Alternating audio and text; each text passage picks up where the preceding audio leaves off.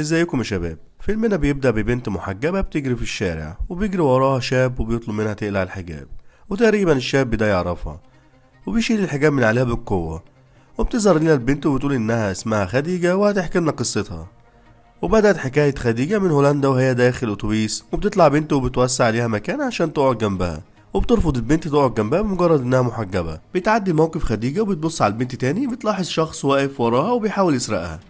بتقوم خديجة من مكانها وبتاخد البنت وبتنزل بيها من الأتوبيس. بتتعصب البنت عليها وبتسألها عايزة مني ايه.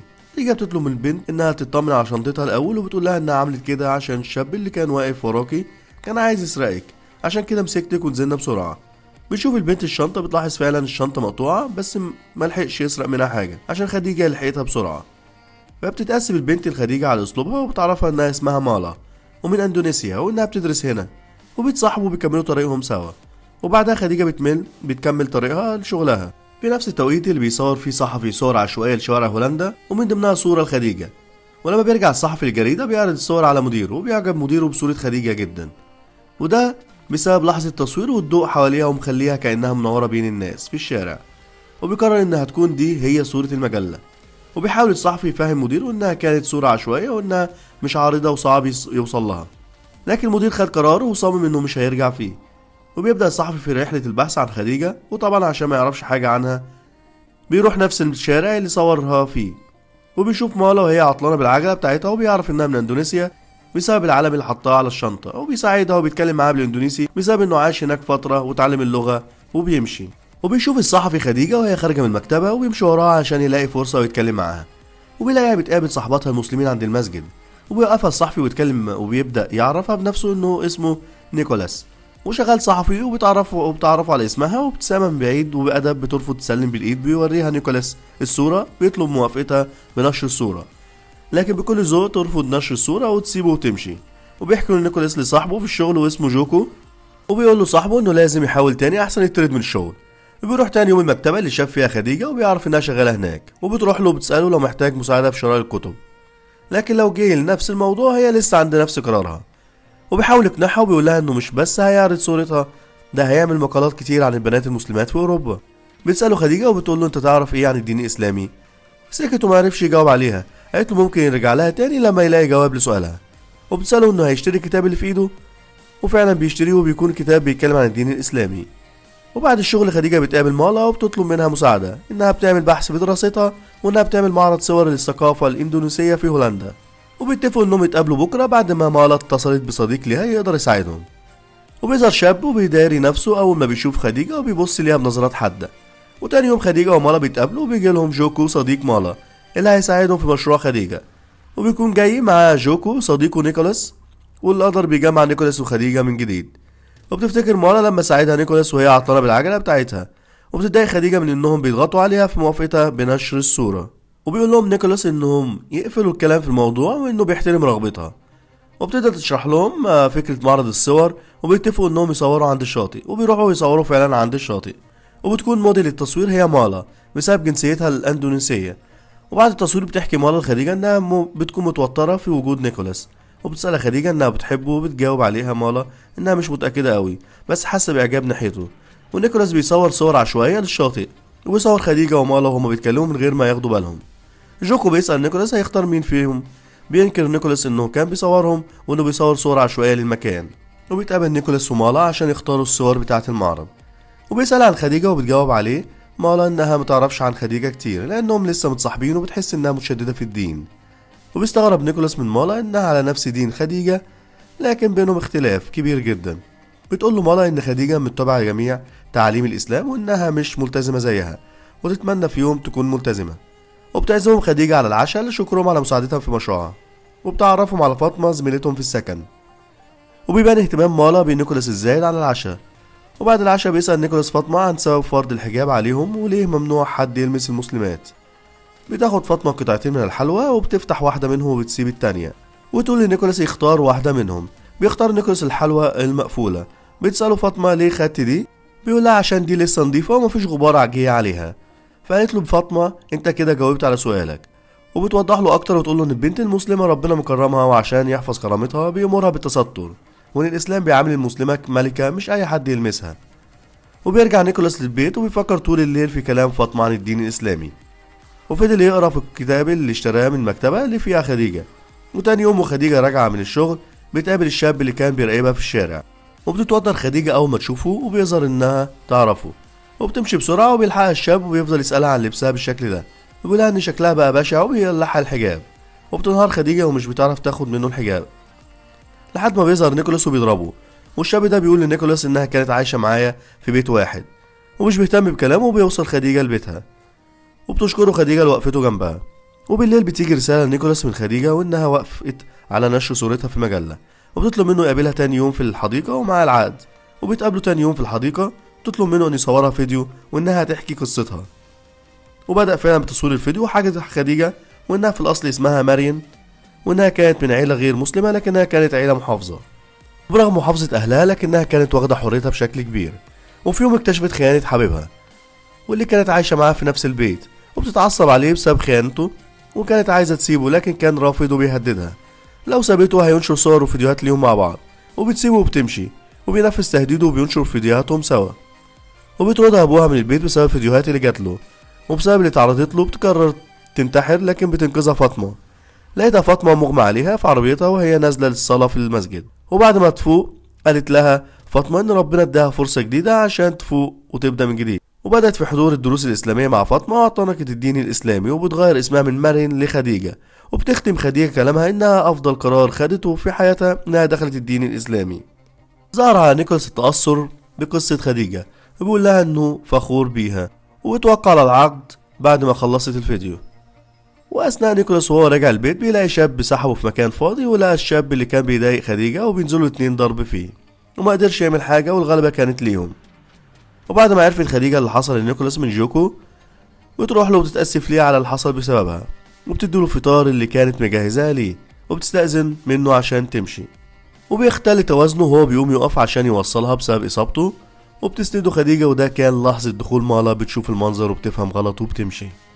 وبترجع مالا للبيت، بتلاقي زميلتها في السكن بتلم حاجتها عشان هتنقل وتعيش مع حبيبها، وبتتصل أم مالا بيها وبتفكرها بالصلاة، وبتتعصب عليها وبتقول لها إنها مش بتصلي وهي مش مركزة في الالتزام. وبيبان توتر العلاقة بين مالا وأمها. وبعد كام يوم بتزور خديجة مالا بعد ما لاحظت غيابها، وبتسألها خديجة عن سبب اختفائها. بترد عليها مالا بسؤالها وتسألها إنها بتحب نيكولاس. بتتوتر خديجة، وقبل ما ترد عليها بيرن تليفون مالا، وبتلاقي عمتها بتتصل بيها وبتبلغها بوفاة مامتها، وبتنهار مالا. وبترجع اندونيسيا وبتقول لعمتها إنها كانت مضايقة مامتها دايما بعدم التزامها، وإنها زعلانة جدا إن مامتها ماتت وهي زعلانة منها. بتقول لها عمتها إنها لسه عندها فرصة إنها تلتزم وترجع تصلي وتدعي لأمها. وبتسمع مالا لنصيحة عمتها، وفعلا بترجع مالا للصلاة والالتزام من تاني. وهنا بنلاقي نيكولاس وخديجة في الحديقة اللي صورت فيها الفيديو، وبيعرض عليها المقال اللي كتبه، وبتتأثر خديجة بالمقال اللي بيحكي عن قصة حياتها واللي هيقراها كل الناس. وبيعرض عليها إنهم يتعشوا سوا، لكن بتفتكر خديجة مشاعر مالا ناحيته، وبتقول له نيكولاس إنهم مجرد صحاب، وبتعرض عليه يعزم مالا أفضل منها. لكن نيكولاس بيتضايق وبيقول لها ما تتجاهليش مشاعرك عشان مشاعر حد تاني، وبيقول لها يعمل ايه عشان يقرب منها اكتر. بترد عليه وتقول له مستحيل نبقى اكتر من اصدقاء. ساعتها بيفاجئها وبيقول لها انه هيعتنق الدين الاسلامي علشان يقدر يتجوزها. وبتسأله انت هتدخل الاسلام بسبب انك تتجوزني بس؟ جاوب عليها هو ده السبب. بتسيبه وتمشي من غير ما تديله اي رد. وبتحكي لفاطمة اللي حصل، وبتنصحها فاطمة انها تصلي صلاة استخارة، وساعتها ربنا هيبعت لها اشارة اذا كنتي هتكملي ولا لا. وبتسمع خديجة نصيحة فاطمة وتصلي الاستخارة. وخديجة بتقابل مالا عند المسجد بعد ما رجعت من اندونيسيا بعد فترة، وبيدخلوا يصلوا سوا. ومالا بتقول لخديجة انها عايزة تلتزم وتقرب لربنا اكتر. واول خطوة عملتها خديجة تلبس مالا الحجاب. وهما بتمشوا مالا بتقول لخديجة انها ما جاوبتش على سؤالها. بترد عليها خديجة وتقول لها ان نيكولاس مجرد صديق مش اكتر. وفي نفس الوقت نيكولاس بيبعت رسالة لخديجة يتقابلوا. بتوافق خديجة وتقول له يتقابلوا في المطعم اللي اتقابلوا فيه آخر مرة. ونيكولاس بيسأل جوكو ازاي يعتنق الإسلام، وبيفرح قوي جوكو عشان هيبقوا إخوات في الإسلام. وتاني يوم بيروح نيكولاس المطعم قبل خديجة، وبيقول للعاملة اللي هناك إنه منتظر بنت محجبة، وأول ما تيجي تديها الورد ده لحد ما يرجع من الحمام. ولما بيرجع بيلاقيها قاعدة، وبيقف وراها ويكلمها ويقول لها أخيرا رجعتي. ولما بتبصوا بيلاقيها مالا بعد ما اتحجبت. وبيتضايق جدا نيكولاس من موقف خديجة اللي عملته معاه. وفي نفس الوقت بنلاقي خديجة في طريقها للمطعم، بس بتخبط واحدة من مرة بطريق، وبتتصاب خديجة في رجلها ومش بتقدر تكمل سواقة العجلة وتكمل ماشي للمطعم. ولما بتوصل للمطعم بتشوف مالا بتحضن نيكولاس وبتقول كده دي إشارة الاستخارة ومش هتكمل في علاقتها بنيكولاس. وبتروح مالا لخديجة البيت وبتحكي لها على اللي حصل معاها بالمطعم، وبتقول لها انها راحت المطعم صدفة ولقيت نيكولاس عامل لها مفاجأة. وبتقول لها خديجة دي مش صدفة، ده تدبير من ربنا. وبيروح تاني يوم نيكولاس الحديقة وبيلاقي خديجة وبيقول لها انك كان ممكن ترفضي بس ما تبعتيش مالا مكانك. وبيقول لها كمان انه عارف انها بتحبه عشان باين في عينيها. وبتنكر خديجة وبتقوله انها ما بتحبوش ومش بتبادله نفس المشاعر. وبيزعل نيكولاس وبيسيبها ويمشي. وفي نفس التوقيت ده بتبقى واقفة مالا وشايفة كل اللي بيحصل، وبتقول لخديجة انت كدابة وبتخدعيني كل ده، وبتقابلي نيكولاس من ورايا. وبتحاول خديجة تبرأ نفسها بس مالا مش بتديها فرصة وبتوصفها بالمنافقة وتسيبها وتمشي. وبتتجاهل خديجة نيكولاس وبتتهرب منه في أي مكان بتشوف فيه. وبيجي جوكو يبلغ نيكولاس بأن الشيوخ مستنيينه عشان يبدأوا مراسم اعتناقه للإسلام. وقتها بيرجع نيكولاس في قراره. بيتعصب منه جوكو جدا وبيقوله ما تطلبش مساعدة مني تاني طالما انت كنت هتدخل الإسلام لمجرد تتجوز بنت مسلمة بس. وبيقف نيكولاس قدام المسجد وبيقرر انه يدخله ويتعرف اكتر واكتر عن الدين الاسلامي.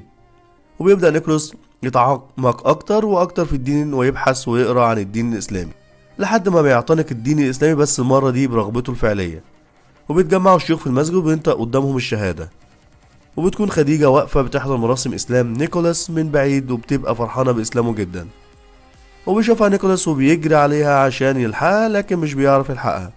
وبيقابل جوكو ومالا وبيعترف لها بحب نيكولاس لخديجة، وهي كمان بتحبه لكن ضحت بحبها لنيكولاس عشان عارفة مشاعرك تجاه نيكولاس ومكانتش عايزة تخسرك. وبتتأثر مالا من كلام جوكو وبترجع لبيتها وبتلاقي صاحبتها رجعت على السكن وهي منهارة وبتقول لها انها غلطانة انها حبت واحد وعاشت معاه وهو مش بيحبها. ساعتها مالا قالت دي إشارة من ربنا انها ما تكملش مع شخص مش بيحبها.